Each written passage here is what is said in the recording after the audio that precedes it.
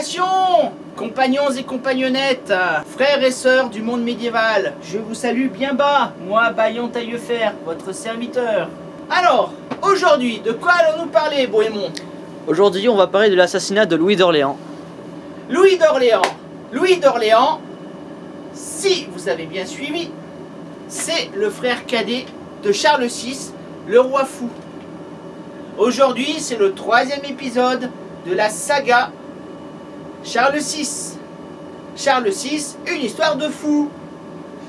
Alors, si tu n'as pas bien compris quelque chose, tu n'as pas bien suivi, je peux toujours te donner un coup de main si tu veux, d'accord? Voilà. Bon. Ceci n'était qu'une faribole, un petit charivari. Alors, aujourd'hui nous sommes le 23 novembre 1407. Et oui, nous sommes passés au 15e siècle. Bonne année. Bon siècle. Enfin, bon siècle. Il va pas être terrible ce 15e siècle. L'assassinat de Louis d'Orléans, donc frère cadet de Charles VI. Alors, l'action se situe à l'hôtel Barbette.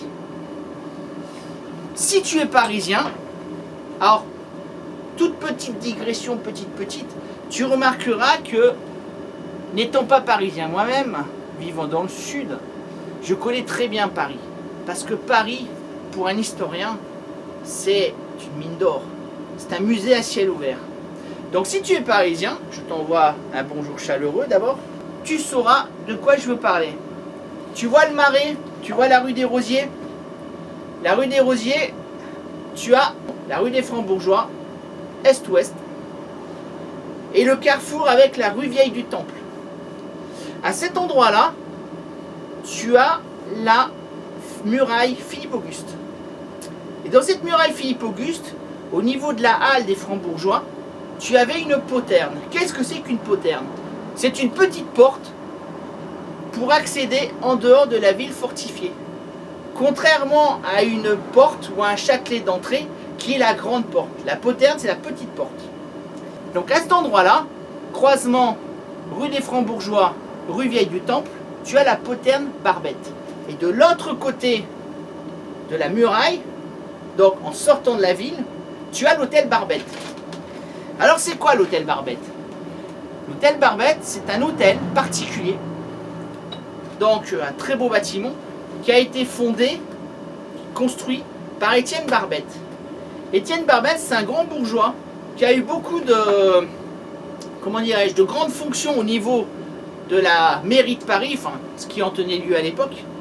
Il a été voyer des rues de Paris, il a été prévôt des marchands, et surtout, il a été grand trésorier de Philippe le Bel. Philippe le Bel, donc, qui avait décidé d'une, comment dirais-je, une dévaluation financière qui avait fait s'écrouler la monnaie, et le petit peuple de Paris était venu pour régler ses comptes avec Étienne Barbette. Il avait mis le feu à sa maison, il l'avait pillé, le tenant pour responsable.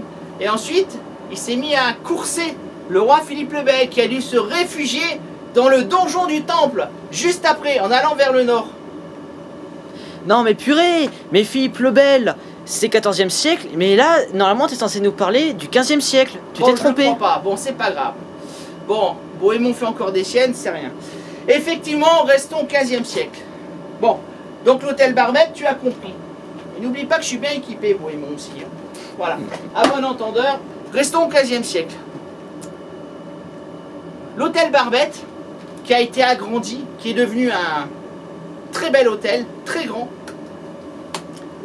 On en reparlera, je te ferai une petite vidéo sur les hôtels qu'occupaient les rois de France et les reines.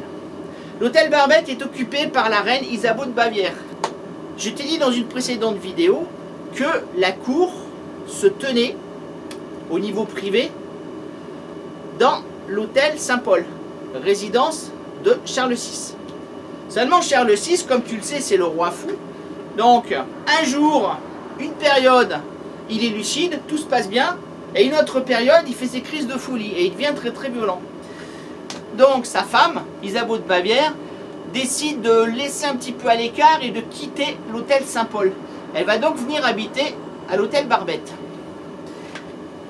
Et il se trouve qu'elle a eu un enfant quelques jours auparavant.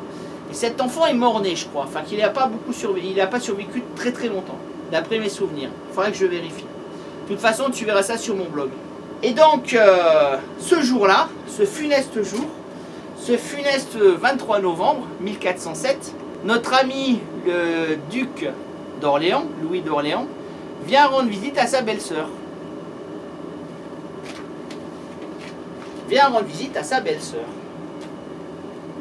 À mon avis, ils ont dû faire une partie de cartes ou un Scrabble, un truc comme ça. Je vois pas pourquoi le Louis d'Orléans, qui était très coureur de jupons, qui était plutôt bel homme, qui était relativement en bonne forme, aurait pu venir rendre visite à sa belle-sœur un soir du mois de novembre, quand la nuit se tombe très tôt, alors que son frère est complètement out, complètement, comment dirais-je, dans l'incapacité de faire quoi que ce soit. Bon, ils ont dû faire un Scrabble. Restons-en là. Et à un moment, on toque à la porte, et voilà Thomas de Courteheuse. Thomas de Courteheuse, c'est un des valets de Charles VI, qui est venu presque en courant de l'hôtel Saint-Paul. Il se présente à Louis d'Orléans et il lui dit: noble duc, votre frère le roi vous mande, venez vite. Il a à peu près 20 heures. Alors Louis d'Orléans sort de l'hôtel Barbette, il remonte la rue Vieille du Temple. Au croisement, il prend l'avenue des Francs-Bourgeois et il arrive au 47 de l'avenue des Francs-Bourgeois. Et à cet endroit-là, il y a une impasse qu'on appelle l'impasse des arbalétriers. Parce que les arbalétriers du roi s'entraînaient, c'était un pas de tir, ils s'entraînaient à l'arbalète. Et que se passe-t-il? Une troupe de soudards, une quinzaine de mercenaires lui tombe dessus, sur lui et sa petite troupe de valets et de piquiers. Louis d'Orléans, il est à dos de mule, il a ses valets et ses piquiers autour de lui. Ils sont à peu près une dizaine. Il ne devait pas être très bien entraîné. Toujours est-il que les 15 hommes d'armes qui étaient en embuscade au niveau de l'impasse des arbalétriers et de l'hôtel de l'image Notre-Dame tombent sur l'escorte. Ils commencent à massacrer les piquiers. Les piquiers se barrent, laissant le pauvre Louis tout seul et les valets de même. Un seul valet va rester près de son maître, un flamand. Louis n'a même pas le temps de dégainer son épée. D'ailleurs, moi non plus, parce que je la retrouve plus. Même pas le temps de dégainer son épée. Après, Louis d'Orléans, disons qu'il est meilleur dans la compagnie des femmes que dans la compagnie des hommes d'armes. Ceci peut expliquer cela. On le tire à bas de sa mule. On lui donne un coup d'épée, on lui coupe une main. Et là, il crie: arrêtez, arrêtez! Je suis Louis d'Orléans, le duc, le frère du roi. Et là, les soudards qui sont autour de lui, avec des haches, des épées, le regardent et lui disent: c'est lui que nous voulons, c'est toi que nous voulons. Et là, ils l'abattent, il reçoit plusieurs coups d'épée et il reçoit un coup de hache sur le crâne qui va lui fendre le crâne. Louis d'Orléans est mort. Il a été exécuté par traîtrise.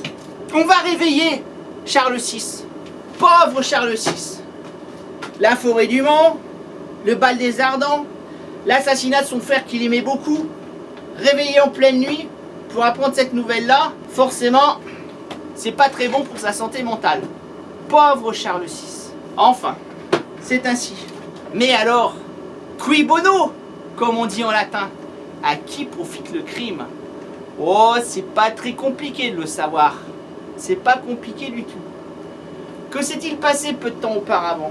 En 1404, l'oncle de Charles et de Louis, Philippe II le Hardi, duc de Bourgogne, est mort. Il a laissé la place à Jean de Nevers, qui devient duc de Bourgogne. Jean de Nevers, qui a survécu à Nicopolis. On en reparlera de Nicopolis aussi. C'est fantastique ce qui s'est passé là-bas.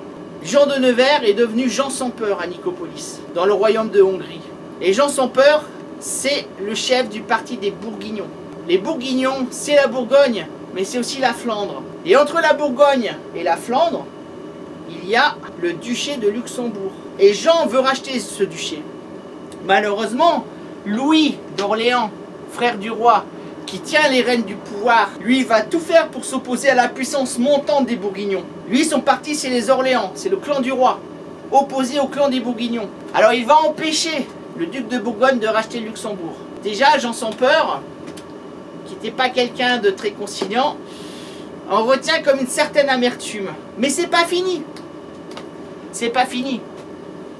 Louis d'Orléans va grenouiller dans le conseil royal, il va manipuler les gens pour virer quasiment tous les conseillers venant du clan des Bourguignons. Pour avoir le maximum de pouvoir pour lui, pour les Orléans, pour lui. Il va être roi à la place du roi. Alors en 1405, qu'est-ce qu'a fait le duc de Bourgogne? Il est venu avec une grande armée. Il est venu devant Paris pour montrer sa puissance militaire. Et qu'il n'allait pas se laisser arnaquer par son cousin, parce qu'ils sont cousins. Heureusement, le roi qui était dans une période de lucidité a réussi à monter un compromis entre les deux. Il y a eu une trêve, mais Jean sans peur n'oublie pas les affronts comme ça. Donc il va monter un complot. Il va donner beaucoup d'argent à un dénommé Raoul de Anquetonville, un Lillois, qui va recruter des mercenaires, qui va louer cette fameuse auberge de l'image Notre-Dame où attendront les conjurés pour l'assassinat. Alors évidemment, tous les regards se tournent vers le duc de Bourgogne. Personne n'est dupe. Charles VI est très éprouvé parce qu'il aimait son frère. Mais il n'a pas les moyens de lancer une politique. Il ne peut pas lancer une guerre contre les Bourguignons. Ils sont trop puissants. Et lui n'est pas assez apte physiquement et mentalement pour mener une guerre contre Jean sans peur. Alors Jean sans peur au début va nier, il va dire non, ce n'est pas moi, ce ne sont que des voyous qui ont oxy le duc d'Orléans. Mais un jour, il va se présenter au conseil avec sous sa tunique une cotte de maille et il va la montrer. Et là, il va finir par se vanter de l'assassinat. Et Jean sans peur, il n'est pas stupide. Il a réussi à se concilier tout le bon peuple de Paris. Parce que le problème, c'est que Louis d'Orléans, d'abord, c'est lui le fautif dans l'affaire du bal des Ardents, qui a failli coûter la mort au roi. Ensuite, c'est un grand coureur de jupons. Et c'est un dépensier. Il a des dépenses princières. Il écrase d'impôts les Parisiens. Alors quand Jean sans peur arrive et qu'il leur promet de nouveaux arrangements, si lui tient le pouvoir de la royauté, et que les Parisiens se vont mettre à payer moins d'impôts, forcément, on comprend tout de suite vers qui va aller leur allégeance. Donc, en définitive, peu de gens vont pleurer Louis d'Orléans, qui avait très mauvaise réputation. Néanmoins, cet assassinat va être l'étincelle qui va mettre le feu aux poudres et qui va lancer une guerre civile de 25 ans entre Bourguignons et clan des Orléans, qu'on appellera bientôt clan des Armagnacs. 25 ans de guerre civile, où Paris sera tantôt Bourguignon, tantôt Armagnac. Mais on en reparlera. Voilà, c'est fini pour aujourd'hui. Alors j'espère que la vidéo t'a plu. Si tu aimes, tu me mets un pouce bleu. Tu peux t'abonner à mon compte, à ma chaîne. Et tu peux aller voir mes réseaux sociaux. Tu peux aller sur mon blog. Toutes les descriptions sont là en dessous. Je te remercie. Je te salue bien bas. Et je te dis à la prochaine fois. Et souviens-toi, l'histoire, c'est toi qui l'as fait.